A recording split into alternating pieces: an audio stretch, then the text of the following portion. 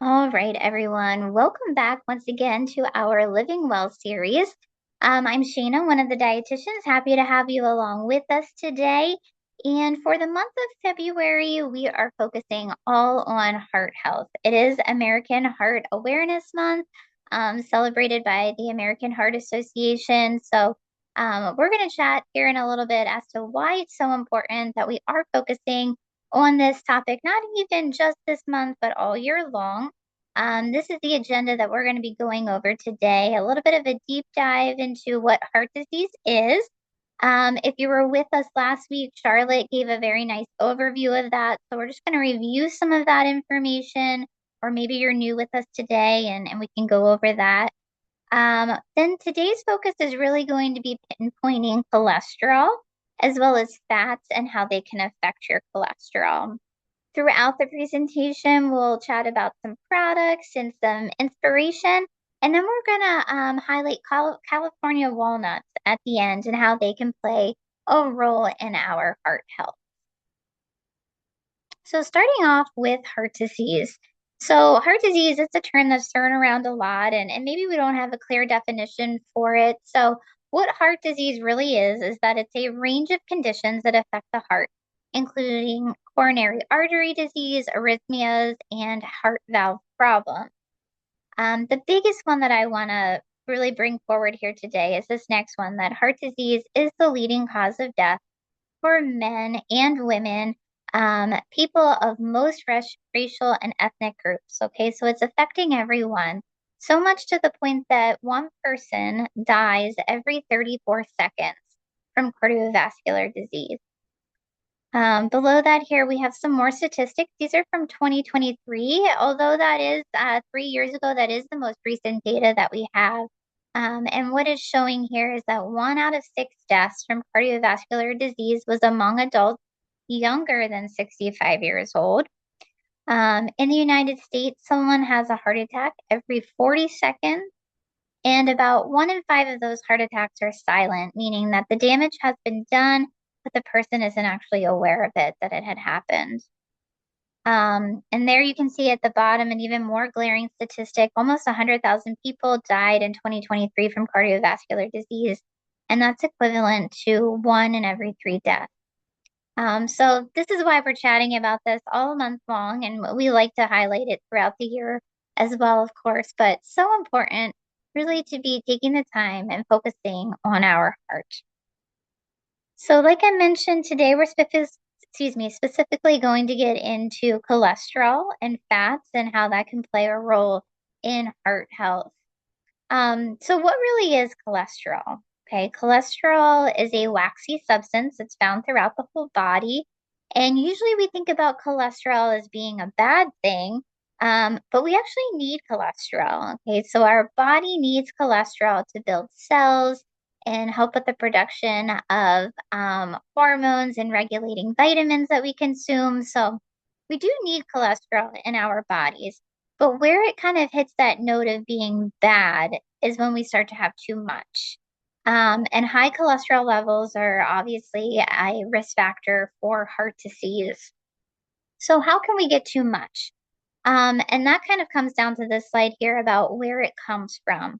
So your liver actually makes enough cholesterol for your body. All those processes that we've just talked about, for building cells and regulating vitamins and hormones, our liver can take care of all of that through the cholesterol that it makes.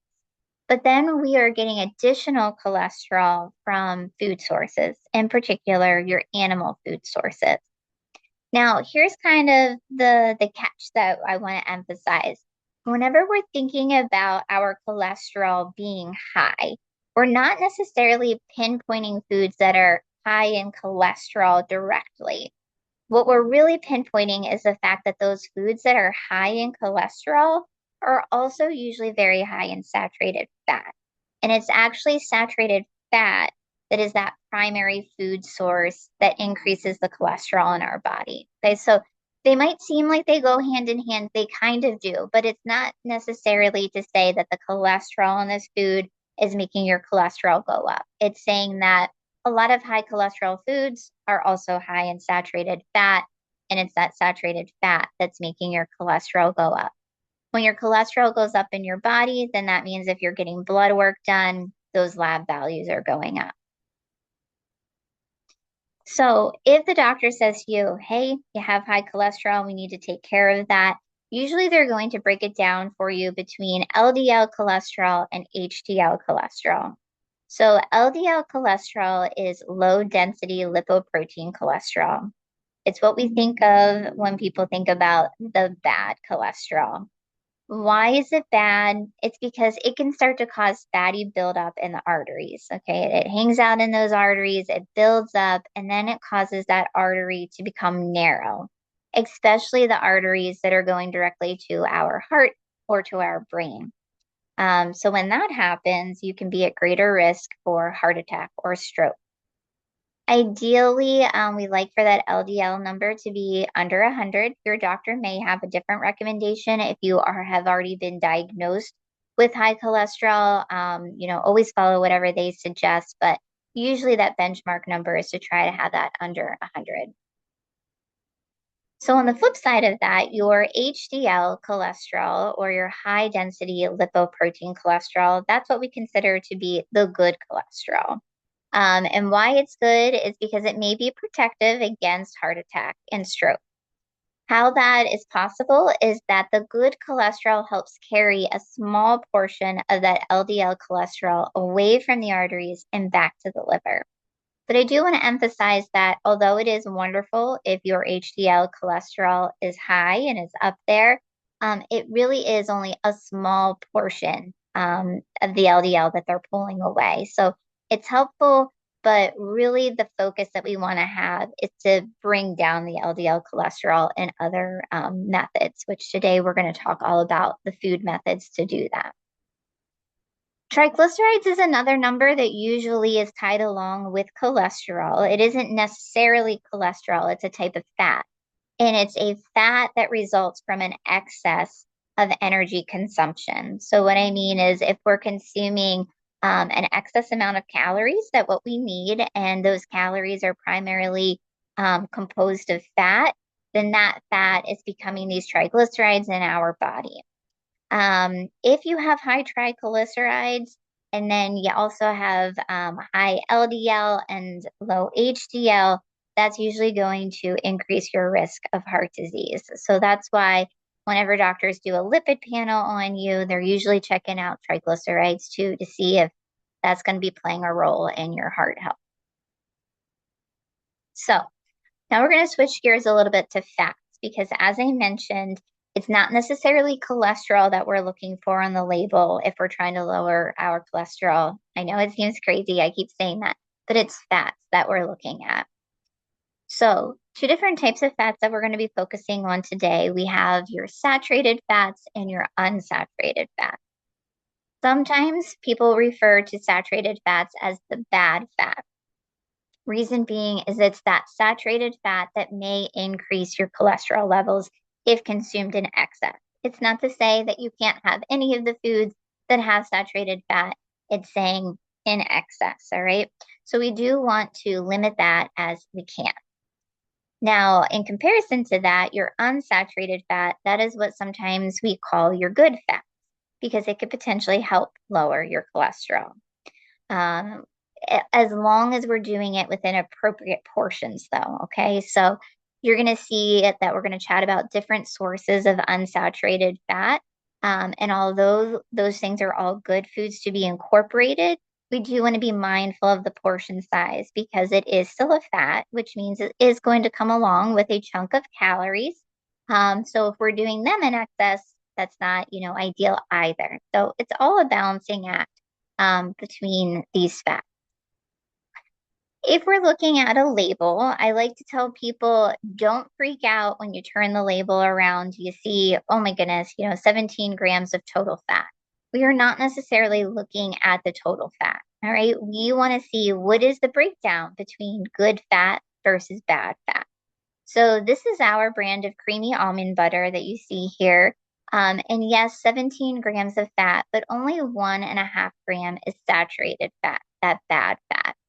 You'll see underneath of that trans fat. That's one that I didn't highlight on the previous slide. Trans fat is also considered a bad fat, but they have worked so hard to remove that from food that you're generally not going to see that on the label that often anymore.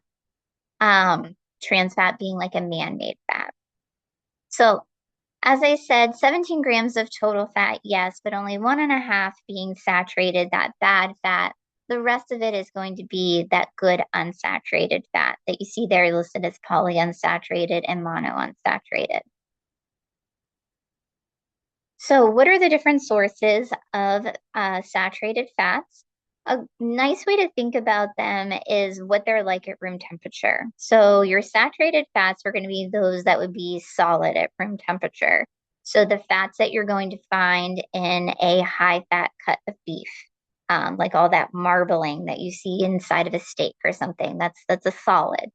Some pork products like sausage and bacon in particular are going to be high in saturated fat. The skin on chicken or turkey. That's why we always recommend skinless or boneless turkey and chicken breast. Cheese. Cheese is another one that's going to be pretty high in saturated fat. Actually, in America, one of our biggest sources of saturated fat is actually pizza because of the amount of cheese that's found on pizza. Butter. Butter is that perfect example of solid at room temperature. And then also things like coconut oil. And then down there at the bottom, you're going to see some baked goods, snacks, and fried foods. Those are listed there because they're usually made out of, made with things like butter or different higher fat saturated fat oils. So something to think about with those foods at the bottom. Now, on the flip side of that, our unsaturated fats, those are going to be the ones that if the fat was extracted, they're going to be more liquid at room temperature. So avocados being up there, they're a big fan favorite among a lot of folks on the dietitian team. They're going to be a really great source of that unsaturated fat, as well as nuts.